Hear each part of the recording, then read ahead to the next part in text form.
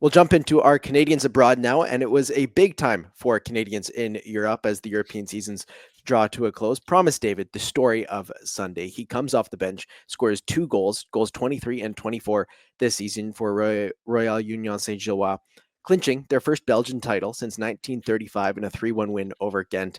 Alex, you talked about Ghent and how they weren't going to provide much of an opponent. They certainly did provide some opposition and a bit of a scare there for Union Saint-Gilloise, but Promise David scores 2 goals, incredible scenes after the match, and an incredible interview from Promise David as well.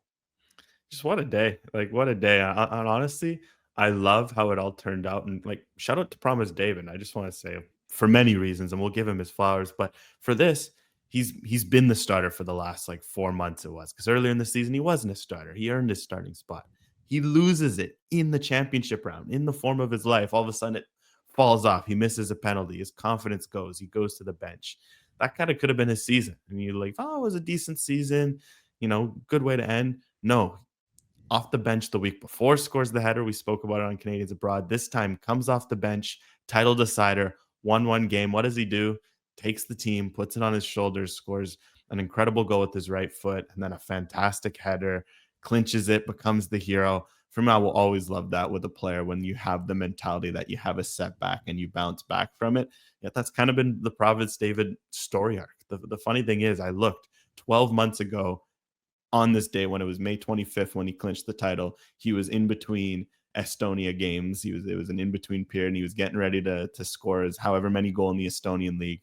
To think 12 months later he'd be a Belgian champion for a team that hadn't won since World War II. Like that, just 1935 almost doesn't do justice how long the drought is. What a story it was. I mean, the fact that they won 11 titles before 1935, it's surprising because most people on this side of the pond hadn't heard of them until Promise David started scoring goals 6, 7, 8 months ago. So it's an amazing story, man. Huge credit to him, who's he's played himself into the spotlight of the transfer market this summer. He's played himself into a national team. He became a very coveted frontman for multiple international managers, and Jesse Marsh got to give him that damn cap. Got to cap him at the Gold Cup right away. He's gonna run him out all 90 minutes. Like he's got to be the first guy on the team sheet because he's the most important person to cap tie at the moment. Is how I see it. And you mentioned him afterwards. His interview, Ben. It was great. He goes, "Yeah, I just score goals wherever I go, so it's not really a big deal. I usually bag wherever I go." Belgium. What's next? Yeah. Lille, I think honestly, Ligue 1 would be great. Maybe it isn't Lille. There'll be a few teams in for him, and there is this protectionism and this, I have this fearfulness that a Canadian player takes too big a jump.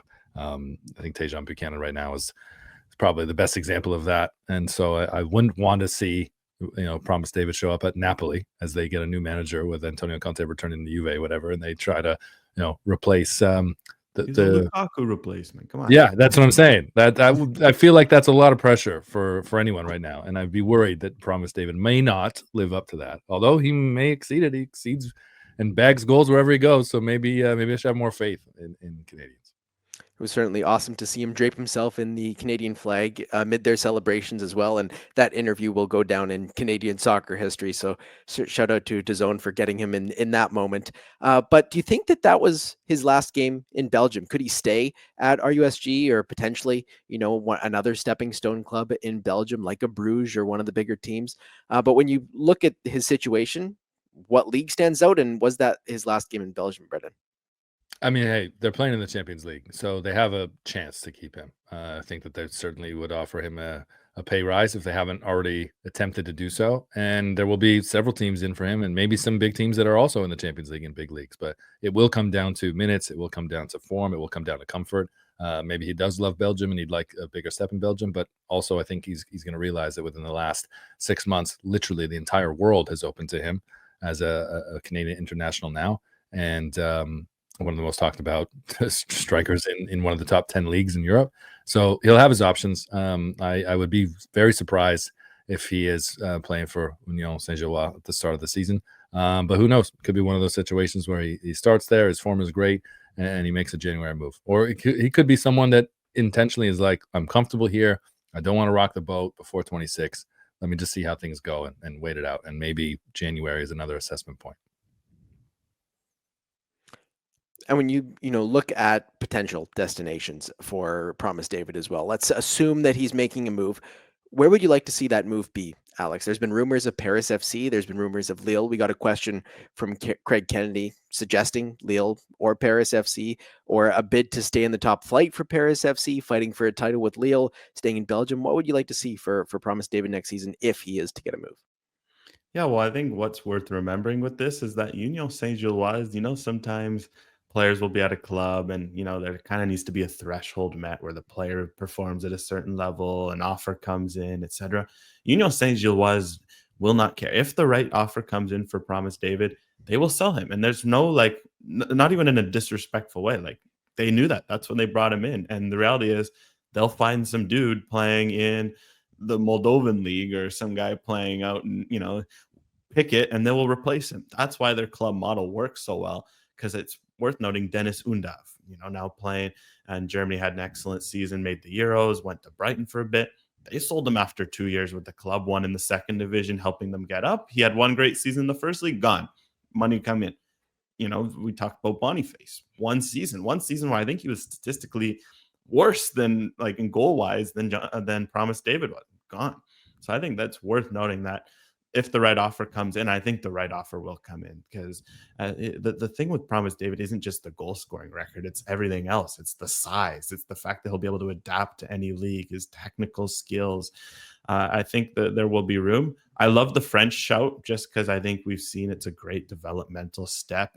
He's still at an age 23 where he can move to France for 2 to 3 years, and all of a sudden you're 26, then you can make the final move. He's not at an age where he has to rush the next move. So Paris FC, I don't mind. That reminds me a lot kind of how Theo Bair made the jump from Scotland to Auxerre. I think what David's done in Belgium, you'd have more confidence, even just because there's history of players making that jump. Lille, I think he'd honestly even hold his own. I think there'll be other clubs in France who are looking at forwards if they move them on. So I'm all in on France, although there are some talks of England, and that's an interesting one, because I know a lot of clubs like Brighton and Brentford might struggle to keep Yohan Wissa. He had a fantastic season. I know Brighton as well. Danny Welbeck's not getting any younger. Joao Pedro had some discipline issues. They could look, and I know they love what clubs like Union Saint-Gilloise and Midtjylland do, and I think there would be a very natural connection for them to look at the latest Union Saint-Gilloise hot prospect. I mean, when you think about England, is there any team that jumps out to you that's going to give him a call? There's one for me. Let's hear it. Leeds. Leeds will absolutely. He already looks good in blue and yellow and white. They already know that, right? So 1,000%, I think there will be people. I don't know how many good close connections or close friends that Jesse Marsch has kept at Leeds. There's obviously been a lot of turnover as well. But I do think that some of the people either that were in charge when he was there or have taken over since, recognize his evaluation and appreciate his opinion. And I do think that behind closed doors, Jesse Marsch speaks very, very highly of Promise David, as he does with us and everyone in the media. So I do think that we would begin. I've said several times we'd begin to see some connections here. Some club opportunities open up for Canadian players because of Jesse Marsch, and that seems to be at least the obvious phone call. I would be stunned if that's not a link at some point, because he ticks so many boxes. And I also think that there's this perception. It's very easy to blend Canadian and American players together for a lot of Europeans. The easiest way to describe him for people who weren't watching the Belgian complicated playoff series is Fuller and Balogun. They're very similar players. They're very similar build. They're very similar attributes. And they both went on a stretch kind of out of nowhere, where they filled the back of the net very, very quickly and got a lot of attention. So I think that there'll be a lot of comparisons there, which, for his sake, could help open some doors and also make for a bigger paycheck come the end of it when he does put pen to paper on something new. Yeah, personally, I'd like to see him probably go to France. We've seen Balogun go to Monaco, not France, but Liga. And I think that could be a good move for Promise David. But not the only Canadian to thrive in Europe this week. Mathieu Choinière played just 14 minutes off the bench in Grasshoppers' last game of the year. A pretty big one, as they beat St. Gallen 2-0 to avoid direct relegation. Now they must play a playoff against second division side FC Aro to survive. Choinière comes into this Canadian team as well for the Canadian Shield, is expected to be on the Gold Cup roster, but expectations for him seem quite muted, Alex. Yeah, I think this is a story to watch because as Grasshopper have gone through a terrible season, quite frankly, with fighting relegation, which is this is a team that usually is pushing for the top five of the Swiss league. They changed coaches multiple times, and now Schwanier is not even playing. There was already questions of was this the right move for him, and I feel like now it's developed into the absolute worst case scenario. It is something to watch because now all of a sudden we talked a lot in the last few weeks about no Stefan Eustáquio for at least the first part of the Gold Cup. I think now if you're Nico Seeger and Nathan Saliba, and I think this is going to be a big moment for both of them and something to watch because I think for Jesse Marsh, he'll want to push these players, and I think this Schwanier move, the way it's gone about, it was already one where a lot of people were throwing up red flags. We were I was at least more of the cautious side, Mhm. but the fact that 824 minutes this year, it's not enough, and something to watch for his Canada stock. I think he's going to need to make he's important enough where he's in the squad and deservedly so, but I think his position in the depth chart should be reset for now. I think that he's put himself in a position, even though you wouldn't say that this spell is successful, I think he's put himself in a position to come back and earn as close to DP money as Montreal could possibly offer, right? Because I do think that they are in a position where they need to be relevant in their own market. They need to win people over inside and outside the club. And he seems like someone that could go a long way in attempting to do that. And if you got to write a check that's 4 times what you were paying him before, you're still getting him at a bargain. So I wouldn't be surprised if that's a conversation that either his representatives are entertaining or the club comes around to as they try and figure things out in what's still a very sluggish season, despite a couple of bright spots when you thought maybe Montreal turned the page. Yeah, I hadn't thought of that idea of coming back to MLS, but I do like it when you mentioned For that 26. for next season or even His this age, summer. too. Is Like, if you bring him in and with the way that Vrione's been playing with CF Montreal, maybe that's a creative link up that could actually Yeah. benefit that Montreal side and kind of benefit all parties. 100%. When I say 26, I mean for the 26 World Cup. Not that he'd have to wait until March to do it. Just that he's got that in his mind that he can't do another 824-minute cycle, right? That's it. It's going to crush him.